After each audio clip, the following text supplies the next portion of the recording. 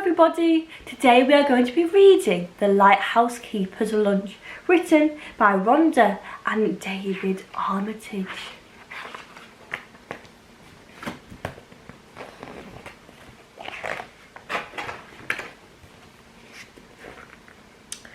Once there was a lighthouse keeper called Mr. Grinning. At night time he lived in a small white cottage perched high on the cliffs. In daytime, he rowed out to the lighthouse on the rocks to clean and polish the light. Mr. Grinning was a most industrious lighthouse keeper. Come rain or shine, he tended to his light.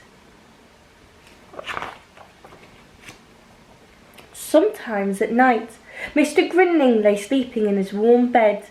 The ships would toot to him to tell him that his light was shining brightly and clearly out to sea. Each morning, while Mr. Grinning polished the light, Mrs. Grinning worked in the kitchen of the little white cottage on the cliffs, concocting a delicious lunch for him. Once she had prepared the lunch, she packed it into a special basket and clipped it onto the wire that ran from the little white cottage to the lighthouse on the rocks.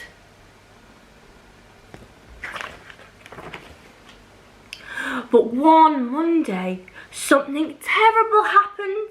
Mrs. Grinning had prepared a particularly appetizing lunch. She had made a mixed seafood salad, a lighthouse sandwich, cold chicken garni, sausages and crisps, pizza pies, icy biscuits, drinks and assorted fruit.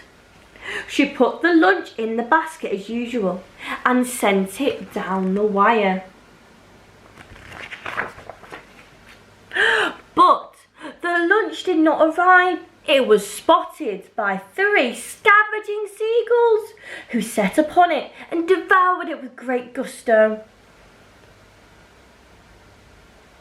"Clear off, you varmints!" shouted Mr. Grinning, but the seagulls took not the slightest notice. "This is an excellent pizza prize, boys. She's a great cook, Fred. Scrumptious lunch, Tom." That evening, Mr. and Mrs. Grinning decided on a plan to baffle the seagulls. "Tomorrow I shall tie a napkin to the basket," said Mrs. Grinning. "Of course, my dear," agreed Mr. Grinning. "A sound plan." "They'll have to try harder than this to stop us, Bert." On Tuesday evening, Mr. and Mrs. Grinning racked their brains for another plan. "They are a brazen lot, those seagulls," said Mrs. Grinning. "Brazen indeed," said Mr. Grinning. "What shall we do?" "Our cat does not appear to like seagulls," said Mrs. Grinning. "No, my dear," said Mr. Grinning. "Hamish is an accomplished seagull chaser." "Of course!" exclaimed Mrs. Grinning. "Tomorrow Hamish can guard the lunch." "A most ingenious plan," agreed Mr. Grinning. Hamish did not think that this plan was ingenious at all. He spat and hissed as Mrs. Grinning secured him in the basket. There, Hamish," said Mrs. Grinning consolingly. "I'll have a tasty piece of herring waiting for you when you arrive home."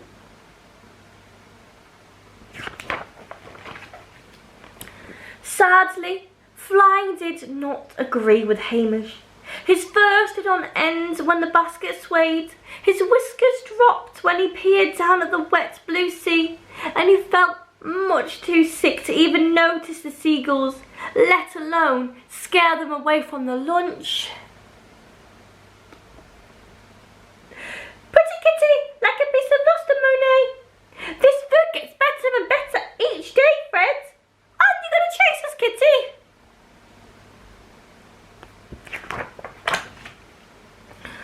"Like lack a day, said Mr. Grinning sadly. Meow, meow, agreed Hamish pitifully. On Wednesday evening, Mr. and Mrs. Grinning racked their brains for a new plan. What shall we do? Said Mr. Grinning. Mrs. Grinning looked thoughtful. I have it, she exclaimed. Just the mixture for hungry seagulls. Indeed, my dear, said Mr. Grinning. What do you have in mind? Wait and see, said Mrs. Grinning. Just wait and see.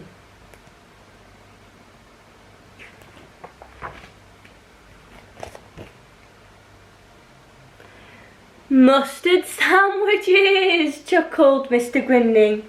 A truly superb plan, my dear. Truly superb. On Thursday morning, Mrs. Grinning carefully packed the mustard sandwiches and sent them off down the wire to the expectant seagulls. Yuck! Ark!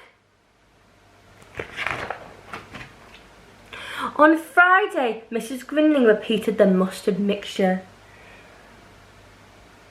All right, boys, let's go and have lunch somewhere else. It's the same as yesterday's lunch, Fred. So, on Saturday, up in the little white cottage on the cliffs, a jubilant Mrs. Grinning put away the mustard pot before she prepared a scrumptious lunch for Mr. Grinning.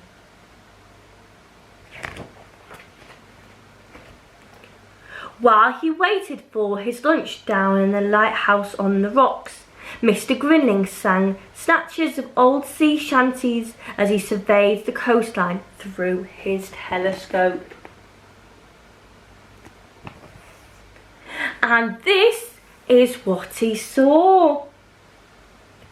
No mustard in this lot, Tom. This is a delicious eclair, Fred. We'll fly back here again tomorrow for lunch, boys.